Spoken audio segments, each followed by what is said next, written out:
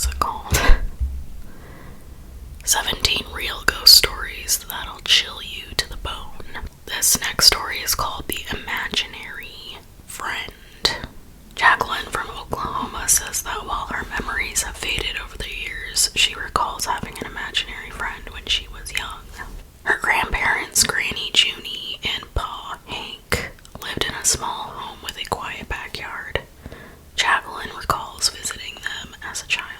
I have very good memories of my Pa Hank, Jacqueline says on the podcast Monsters Among Us. He would sit under the tree with me and tell me stories. The stories were often about his life and memories of Prohibition, she says.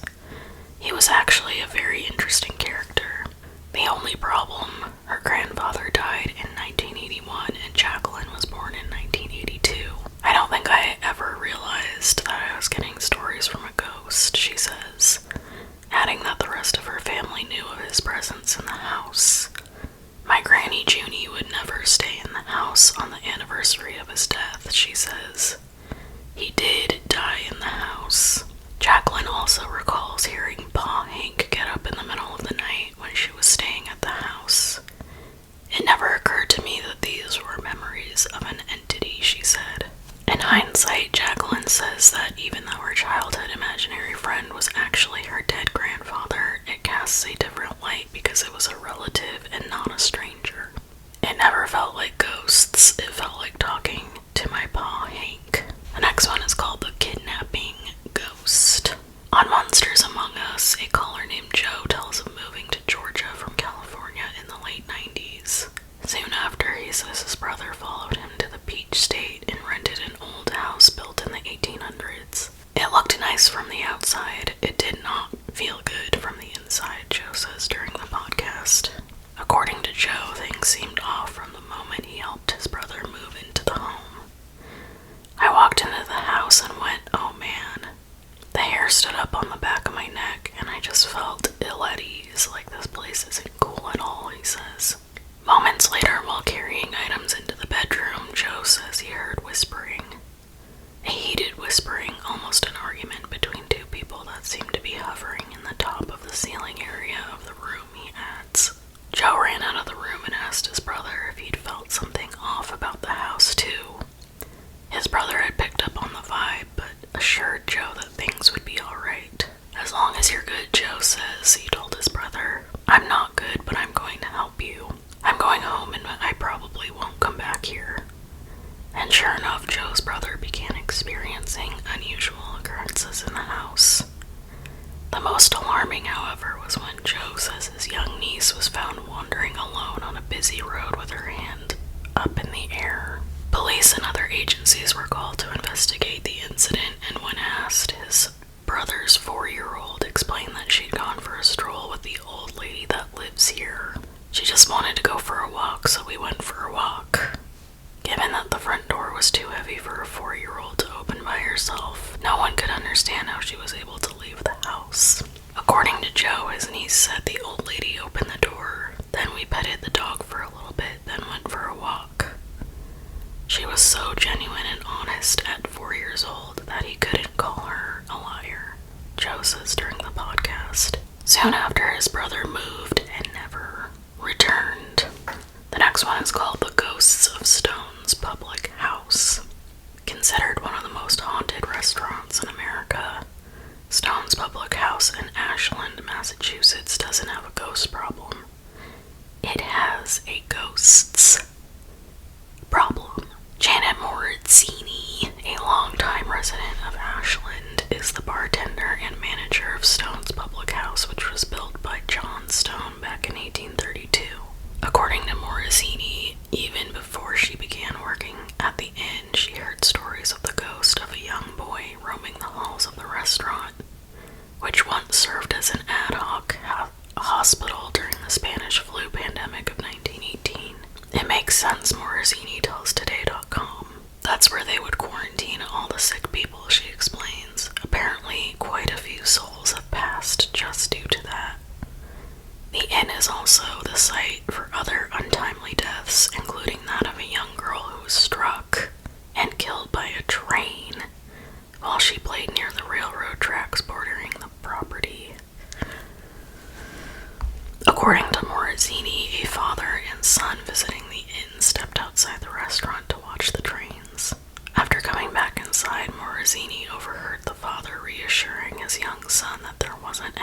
grass outside, despite the son insisting that he'd seen a little girl sitting beside them.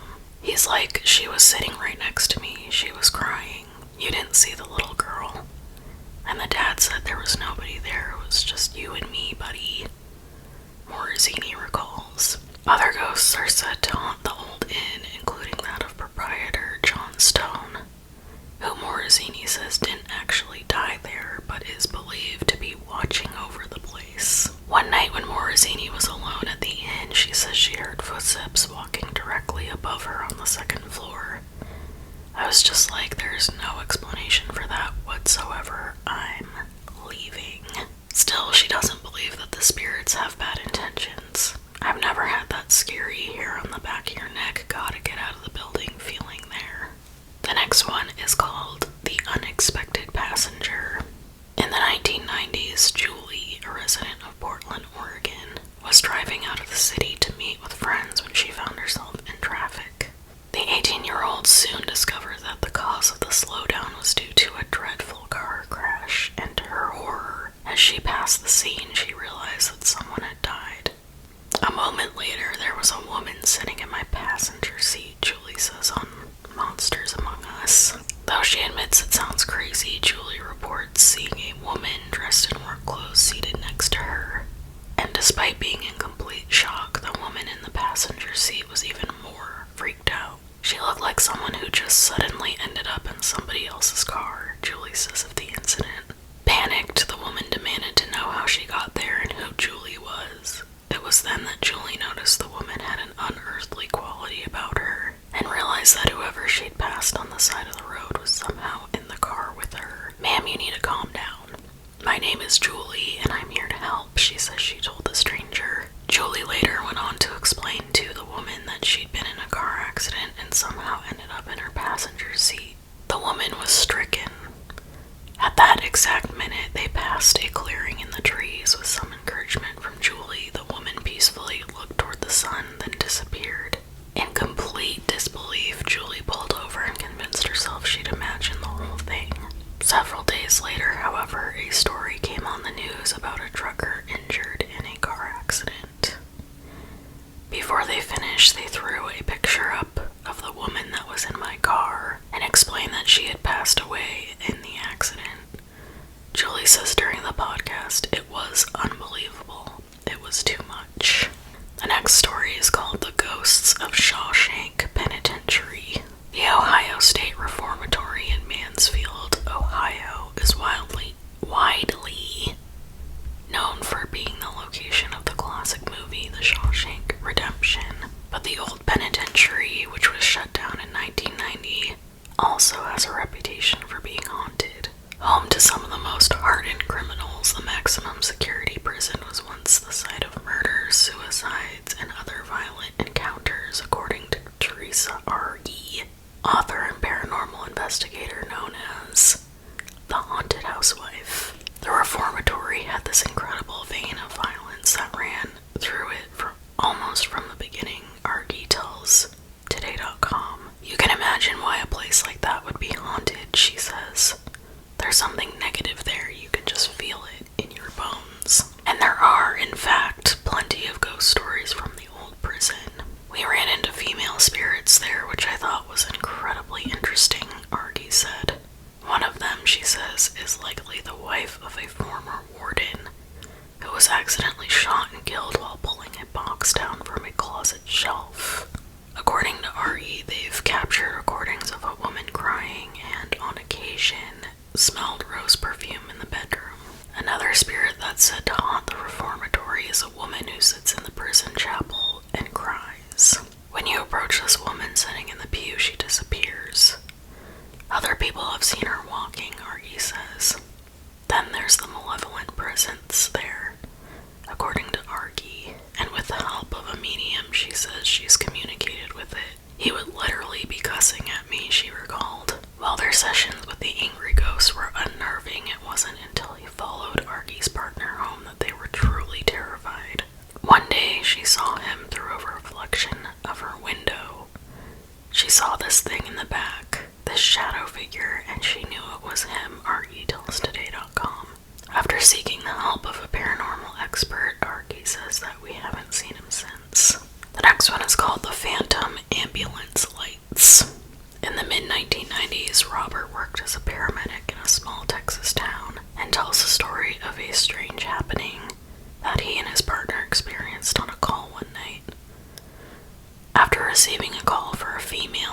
chest pains, he and his partner climbed in the ambulance to make their way to the address. We took off code 3, which means using our emergency lights and sirens, Robert recalls. In the absence of GPS back then, Robert says that they relied on maps and mailbox numbers to guide them to the rural location. The address we were going to was a very rural one, says Robert. So there was no street lights and it was a very dark night, so it was very difficult to read the mailboxes. As they searched for the correct driveway, Robert says he turned off the sirens. After determining they'd found it, they pulled in only to discover they were mistaken. So we turned off the emergency lights as we backed up to the road and went up the correct driveway, he explains. Upon arriving at the scene, the paramedics realized that they'd been at the exact same address the month prior for a male suffering from cardiac arrest. In typical medical black humor fashion, we mentioned to each other that this was probably the wife who was now having a heart attack and was now going to join her husband. They jumped from the ambulance, bags in tow, and began treating the woman, who fortunately ended up being alright. Robert says he sent his partner to get the stretcher from the ambulance so they could take her to the hospital for evaluation. When he returned, he had this strange questioning look on his face, according to Robert. The pair wheeled the patient out to the emergency vehicle, and that's when Robert saw the ambulance had nearly every light it was equipped with turned on. Strobe lights, floodlights, some interior lights, everything on. After taking the patient to the hospital, Robert asked his partner why he turned on all the lights. He hadn't. In fact, he reminded Robert that they'd shut them all off after going to the wrong address. Neither of us recall activating the emergency lights, strobes, or floodlights when we arrived at the house. There was no real reason to do so. We'd already gotten there. In the end, we wrote it off as her dead husband letting her know that he was still there. The next one is called the Ghost Dog. Sarah from Lancaster, Ohio, tells Monsters Among Us the story of her childhood dog, Cricket, who, according to Sarah, was a pretty unhappy dog. She was super cranky. She only liked my grandma, Sarah says. She didn't seem like she felt well. Still, the family loved their dog and was devastated when the pup ran out into the road and was struck and killed by a passing car as they were preparing to leave on a family vacation. It was very sad, very upsetting, especially with me being a child. My grandmother was there. She loved Cricket and Cricket loved her. They had this special relationship that none of us had. Despite the loss, the family had prepaid for their vacation and, not having a lot of money, decided to still go, leaving Cricket's body with an aunt who offered to take of the necessary details. Upon arriving at the hotel where they were staying, Sarah says the family was upset over the tragedy. We go to bed, and in the middle of the night, I'm not sure why I woke up, but I startled, woke up, sat up in bed and looked down, and on the floor was Cricket, a full-body apparition of her, says Sarah. She looked so happy. She looked like a different dog. She was jumping around. All that crankiness, all that unhappiness she had, it was gone. It was like she was coming home to tell me that she was okay. It was the clearest apparition. I've never seen an apparition again. It was the first and only time. Sarah says she told her mother in the morning what she'd seen, and her mom dismissed it as her middle school brain just trying to make sense of the loss. I guess that's possible, says Sarah, but to this day I can still envision Cricket in that moment. I've never forgotten that image, and it helped me better understand about what had happened because she seemed so happy, and I do think she was visiting me that night. The next one is called the Ghosts of Willoughby Coal. Built in the late 1800s, the Willoughby Coal Building in Willoughby, Ohio, housed a variety of businesses in its time, including a train depot, cheese factory, and flour mill. In 1912, it became the very prosperous Willoughby Coal, supplying coal to local residents before it was sold to Henry Windus and William Don Norris in the 1930s. Over time, the relationship between the two owners grew contentious. According to Teresa Artie, Henry Windus wanted to buy the business from Don Norris, but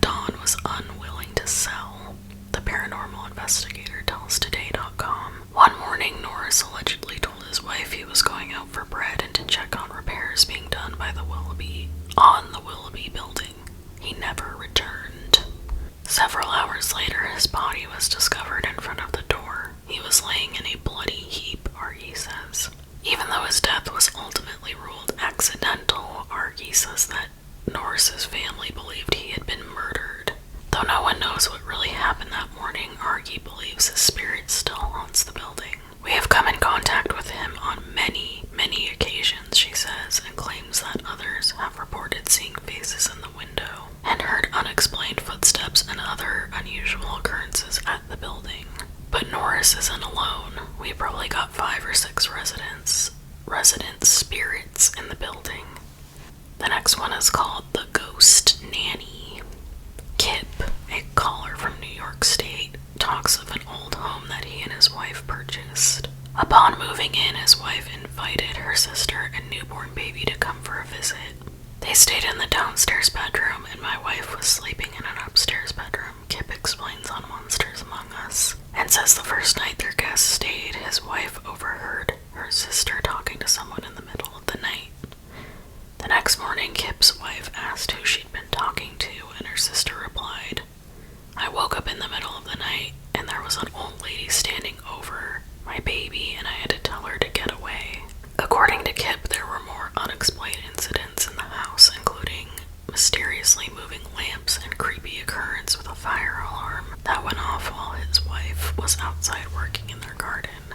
She immediately runs back into the house, figures out that it's the smoke alarm in the same downstairs bedroom going off. Kip says on the podcast, "When she opened the door, she said for a split second, all she could see in the room was white fog. Within moments, however, the white fog disappeared and the alarm shut off." Convinced the house was haunted, Kip's wife reached out to a neighbor to learn more about the property and discovered that the previous owner was a 90-year-old woman who tragically died in a house fire. Needless to say, we fixed up the house and got out of there as fast as we could and moved somewhere else, says Kip. The next one is called the Ghost Truck Stop. On his way to get married, a military man and his best man set off on an 800-mile road trip from Camp Lejeune, I don't know if I'm saying that right, in North Carolina to Lafayette, Indiana. It was 1 a.m. on a cold January night in 2014, and the man tells Monsters Among Us that the weather was bad and temperatures were in the negative double digits. No thank you. As the pair closed in on Indianapolis, they discovered they had no money to pay for gas to refuel the car and were about to run out. Growing up in the trucking industry with my dad, I decided to stop at a truck stop, the man explained.